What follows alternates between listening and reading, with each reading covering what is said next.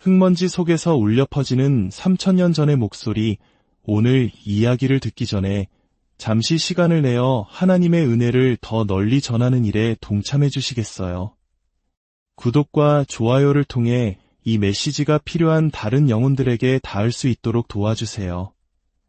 여러분의 작은 행동이 누군가에게는 큰 위로와 희망이 될 수 있습니다. 주님의 이름으로 여러분을 축복합니다. 현대를 살아가는 우리에게 역사는 때로 침묵하는 것처럼 보입니다. 특히 성경의 기록에 대해 어떤 이들은 그저 오래된 신화나 전설일 뿐 역사적 사실과는 거리가 멀다고 주장하기도 합니다. 성경에 등장하는 인물, 장소, 사건들이 실제로 존재하지 않았다고 말입니다. 하지만 놀랍게도 역사의 깊은 침묵을 깨고 땅의 흙먼지 속에서 고대의 증거들이 모습을 드러내는 순간들이 있습니다.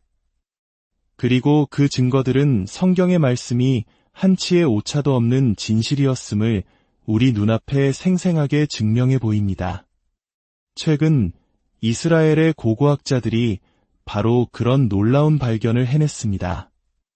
약 3100년 전 성경에 기록된 사사시대의 것으로 추정되는 작은 토기 조각에 새겨진 글씨를 발견한 것입니다.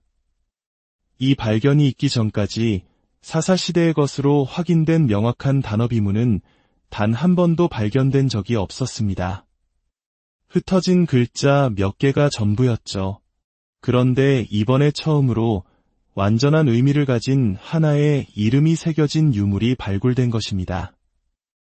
이 사실 하나만으로도 고고학계는 엄청난 흥분에 휩싸였습니다.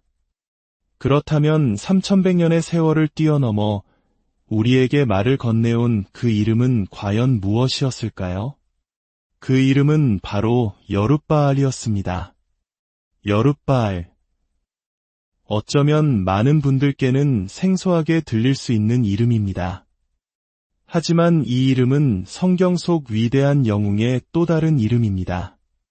사사기 6장을 펼쳐보면 우리는 여룻바알이라고도 불렸던 한 남자를 만나게 됩니다. 그는 바로 우리가 기드온이라는 이름으로 더 잘 알고 있는 인물입니다. 네, 그렇습니다. 3000년이라는 기나긴 잠에서 깨어난 그 이름은 바로 믿음의 영웅, 기드온의 것이었습니다. 여룻바알이라는 이름은 당시 흔한 이름이 아니었습니다. 기드온이 바알신의 제단을 파괴하는 극적인 사건 이후에 특별히 붙여진 별명과도 같은 이름이었죠. 그렇기에 이 발견은 단순한 고고학적 성과를 넘어 성경이 기록한 기드온의 이야기가 역사적 사실임을 강력하게 뒷받침하는 증거가 됩니다. 기드온. 히브리서 11장은 그를 믿음의 위대한 영웅 중 한 명으로 기록하고 있습니다. 수만 명에 달하는 미디안 대군에 맞서 무기 하나 없이 단 300명의 군사와 함께 나팔과 항아리, 그리고 횃불만으로 기적적인 승리를 이끌었던 인물. 그는 의심할 여지 없이 이스라엘의 위대한 구원자였습니다. 하지만 놀라운 것은 하나님께서 그를 처음 부르셨을 때의 모습입니다. 그는 결코 우리가 상상하는 영웅의 모습이 아니었습니다.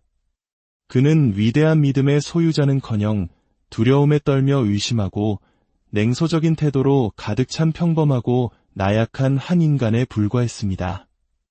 기드온의 이야기가 우리에게 깊은 울림을 주는 이유는 바로 여기에 있습니다. 그의 시작이 우리와 너무나도 닮아있기 때문입니다. 사사기 6장을 보면 당시 이스라엘은 미디안의 압제 아래 7년 동안 극심한 고통을 겪고 있었습니다. 마치 우리 민족이 역사 속에서 겪었던 수많은 고난의 시기처럼 이스라엘 백성들은 깊은 절망과 고통 속에서 신음하고 있었습니다. 기드온은 그런 시대의 한가운데에서 미디안 사람들의 눈을 피해 포도주를 만드는 틀 안에 숨어 몰래 밀을 타작하고 있었습니다. 그의 모습에서 용맹함이나 위대함은 찾아볼 수 없었습니다. 오직 두려움과 절망만이 가득했죠. 바로 그때 여호와의 사자가 그에게 나타나 말합니다. 여호와께서 너와 함께 계시도다. 큰 용사여, 상상해 보십시오. 인생의 가장 밑바닥에서 실패와 두려움에 짓눌려 숨어있는 사람에게 큰 용사라니요. 기드온은 이 말을 믿을 수 없었습니다. 그는 이렇게 반문합니다. 오, 나의 주여, 여호와께서 우리와 함께 계시다면 어찌하여 이 모든 일이 우리에게 일어났나이까? 우리 조상들이 우리에게 이야기하던 그 모든 이적은 어디에 있나이까? 이제 여호와께서 우리를 버리사 미디안의 손에 우리를 넘겨주셨나이다. 이것은 단순한 불평이 아니었습니다. 고통받는 한 인간의 솔직하고 처절한 외침이었습니다. 하지만 하나님께서는 그의 의심과 냉소에도 불구하고 그를 향한 당신의 계획을 선포하십니다. 너는 가서 이 너의 힘으로 이스라엘을 미디안의 손에서 구원하라. 내가 너를 보낸 것이 아니냐. 여호와의 사자가 기드온을 불렀던 히브리어 표현은 깃보르 하일입니다. 깃보르는 강한, 용맹한, 힘센, 영웅, 거인, 챔피언과 같은 의미를 지닌 놀라운 단어입니다. 이사야서 9장에서는 장차 오실 메시아를 엘 깃보르, 즉 전능하신 하나님이라고 칭할 때 이 단어가 사용되었습니다. 하일 역시 강력한, 힘있는 이라는 의미를 더합니다. 즉, 하나님께서는 숨어 떨고 있는 기드온을 향해 오, 위대하고 강한 챔피언이여 라고 부르신 것입니다. 이것은 거짓말이었을까요? 아니면 그저 기분을 좋게 해주려는 빈말이었을까요? 아닙니다. 하나님의 천사는 거짓을 말하지 않으며 사람을 부를 때 농담을 하지 않습니다. 천사는 기드온의 현재 모습, 눈에 보이는 현실을 말한 것이 아니었습니다. 그는 하나님의 목적 안에서, 하나님의 계획 안에서 기드온이 어떤 존재인지를 선포한 것입니다. 하나님께서 그를 통해 이루실 일과 앞으로 그가 되어갈 미래의 모습을 현재형으로 부른 것입니다. 이것이 바로 하나님의 부르심이 가진 신비이자 역설입니다. 하나님은 존재하지 않는 것을 마치 존재하는 것처럼 부르시는 분입니다. 기드온은 위대한 일을 하도록 부름받았을 뿐만 아니라 위대한 존재가 되도록 부름받았습니다. 왜냐하면 위대한 존재만이 위대한 일을 감당할 수 있기 때문입니다. 우리는 보통 승리를 해야 챔피언이 된다고 생각합니다. 올림픽에서 금메달을 따야 비로소 챔피언이라는 칭호를 얻게 되죠. 하지만 하나님의 방식은 다릅니다. 기드온은 아무것도 하기 전에 챔피언으로 불렸습니다. 천사의 선포에 따르면 승리가 챔피언을 만드는 것이 아니라 챔피언이 승리를 만들어내는 것입니다. 어떤 승리의 이유도 보이지 않을 때 우리는 먼저 하나님 안에서 승리한 자가 되어야 합니다. 하나님 안에서는 먼저 승리자가 된 후에 그 결과로 승리를 경험하게 되는 것입니다. 하나님께서 여러분 한 사람 한 사람을 향해 갖고 계신 부르심은 지금 여러분의 모습보다 훨씬 더 높은 곳에 있습니다. 기드온의 부르심이 그러했던 것처럼 말입니다. 하지만 기억하십시오. 그 부르심은 여러분이 원래 되어야 했던 모습, 여러분이 태어난 목적인 바로 그 하나님의 챔피언을 위해 만들어진 것입니다. 그렇다면 어떻게 아무것도 한 것이 없는데 용감한 자가 되고 아무것도 이긴 것이 없는데 챔피언이 될 수 있을까요?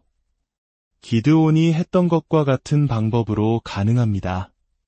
그는 자신의 눈에 보이는 승리의 증거가 전혀 없었지만 하나님께서 그를 그렇게 부르셨기에 그것을 자신의 정체성으로 받아들여야 했습니다. 바로 믿음으로 말입니다. 믿음은 단지 하나님의 선하심을 믿는 교리가 아닙니다.